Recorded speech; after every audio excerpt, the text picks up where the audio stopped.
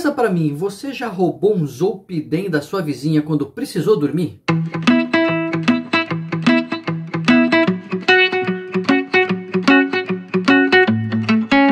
Hoje a gente vai falar sobre o Zolpidem. A ideia não é demonizar a droga, não é condenar, não é falar que não pode tomar, mas a gente precisa conversar sobre o seu lado bom e também sobre os seus perigos. Hoje a gente vai falar desse remédio Zolpidem e dessa prática, infelizmente, muito comum, mas não tão segura quanto a gente imagina, que é tomar um Zolpidem assim de vez em quando você está com uma insônia, pegando de alguém ou tirando aquele lá do fundo da gaveta esquecido. O Zolpidem é um remédio que induz o sono, utilizado, portanto, para diversos tipos aí de insônia, mas que tem algumas características que são importantes e que nem sempre a gente leva em conta. Então vamos conversar hoje sobre o Zolpidem, assim que você se lembrar, né, de se inscrever aqui no canal, de clicar nos alertas para a gente continuar conversando, e se esse tema te interessa, já deixa aí o seu like, o seu joinha para eu saber que é um tema legal de a gente voltar. Muito bem, o Zolpidem foi um remédio desenvolvido ali no final do século XX, mais ou menos perto aí dos anos 90, 88, 90. Ele foi desenvolvido na França e foi aprovado rapidamente nos Estados Unidos e chegou ao Brasil no começo dos anos 2000.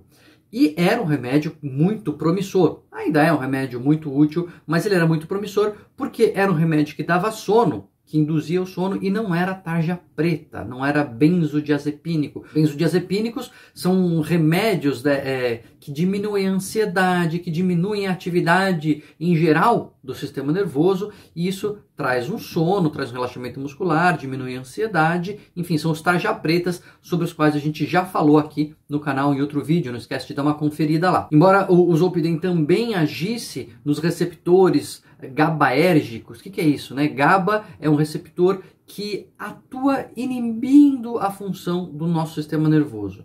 E o Zolpidem age ali, assim como os benzodiazepínicos, mas ele age de uma maneira diferente em outros subtipos ali daquele receptor, não causando o mesmo tipo de diminuição global. Ele não traz relaxamento muscular, por exemplo, praticamente não tem nenhum efeito contra a ansiedade, mas induzia o sono.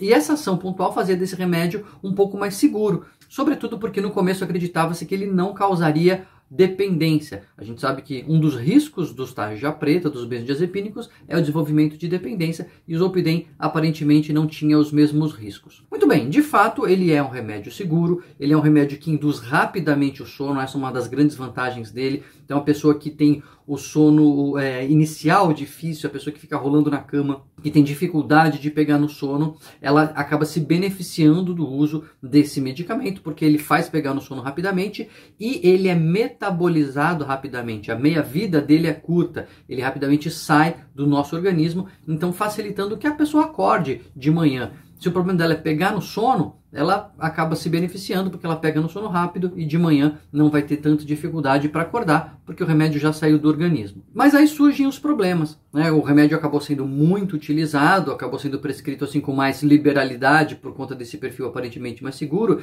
e começamos a ver problemas com o uso do Zolpidem. Qual é o mais comum? Qual é o que vira até piada muitas vezes? A pessoa sair como um sonâmbulo pela casa e não lembrar depois daquilo que fez.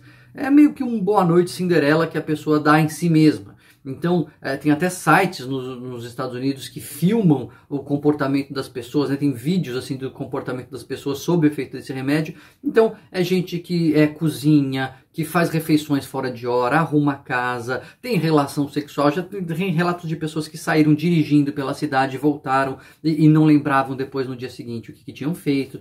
Pacientes meus, quantos já não falaram de mensagens que mandaram de manhã, acorda, vê resposta de mensagem que nem lembra que tinha mandado. Então, esse é um efeito colateral que não é tão raro e é potencialmente perigoso. Nos Estados Unidos, onde ele tem compilações assim mais formais de dados, falam-se de dezenas de milhares de urgências em pronto-socorro relacionadas ao uso de Zolpidem.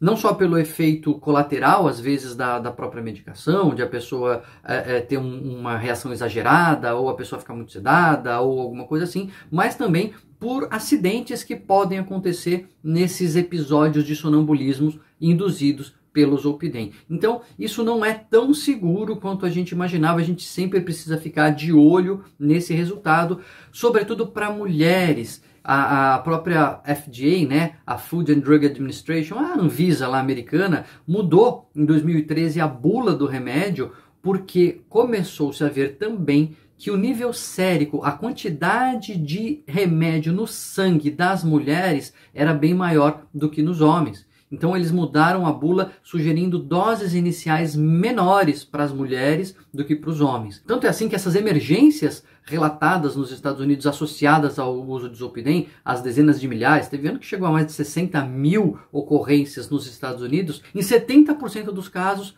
era de mulheres.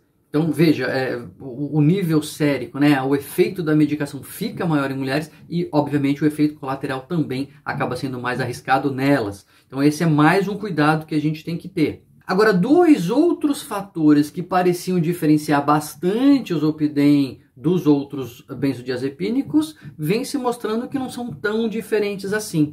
Primeiro, o que a gente ouve falar muito de clonazepam, de diazepam, dos tarja pretas em geral? Ah, isso aí dá Alzheimer, né? Eu vi no jornal ou eu vi em algum lugar que isso aí dá Alzheimer. Na verdade, assim como o Zolpidem, os benzodiazepínicos têm estudos mostrando uma associação com o desenvolvimento de demência de Alzheimer. A gente não tem uma associação causal, a gente sabe que é uma correlação, né? Quando você analisa pessoas retrospectivamente, então lá tem um grupo que teve Alzheimer, o grupo que não teve, você percebe, olhando assim para trás, que no grupo que teve Alzheimer, teve mais gente que usou alguma dessas medicações do que no grupo que não teve. Existe uma associação que é já suspeita há algum tempo para os benzodiazepínicos, mas tem estudos mostrando que isso também acontece com o Zolpidem. Também existe essa associação. Então a gente não sabe, na verdade, se o remédio causa isso ou se as pessoas que vão desenvolver Alzheimer mais para frente já muito cedo começam a precisar, por exemplo, de remédios para dormir. Mas, de fato, a associação que se encontra em alguns estudos entre Alzheimer e os tarja preta também se encontra em outros estudos entre o Zolpidem e a demência de Alzheimer. Então, já não é tão diferente assim. E outra coisa é que com o uso continuado e com o uso tão comum aí que a gente acabou vendo na sociedade, a gente começou a notar casos graves de dependência de Zolpidem.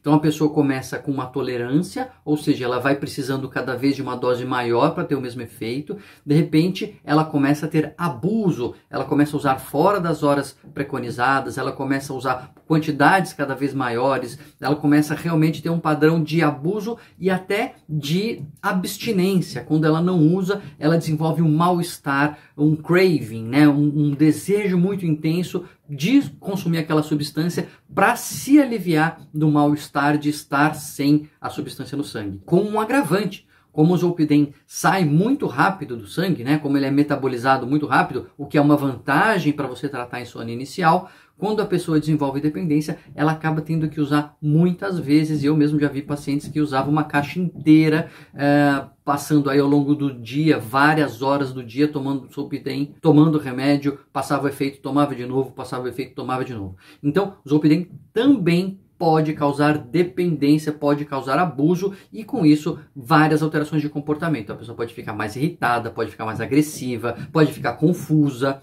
pode se colocar em risco de acidentes e tudo mais. A ideia não é realmente demonizar o remédio, falar quando o seu médico prescrever, você fala, você está querendo me matar. Não, não é isso, né? Ou se você toma esse remédio e fala, meu Deus, eu estou condenado. Não, também não é isso. Mas é a gente saber que como todos os remédios, ou como tudo na vida, isso tem riscos e tem benefícios. E a gente sempre precisa pesar as duas coisas.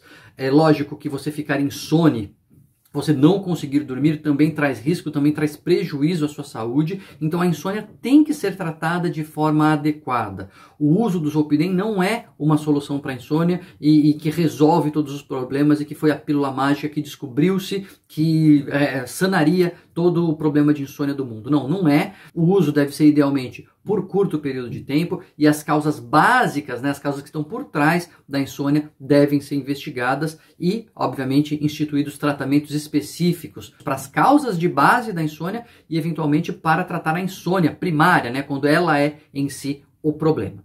Mas Se o seu médico te prescrever Zolpidem, converse com ele, peça explicações, não precisa ficar com medo do remédio, pergunta, doutor, por quanto tempo eu vou usar, qual efeito colateral eu posso ter, no que eu preciso prestar atenção, porque assim fazendo a gente pode evitar muitos desses problemas que a gente explicou aqui.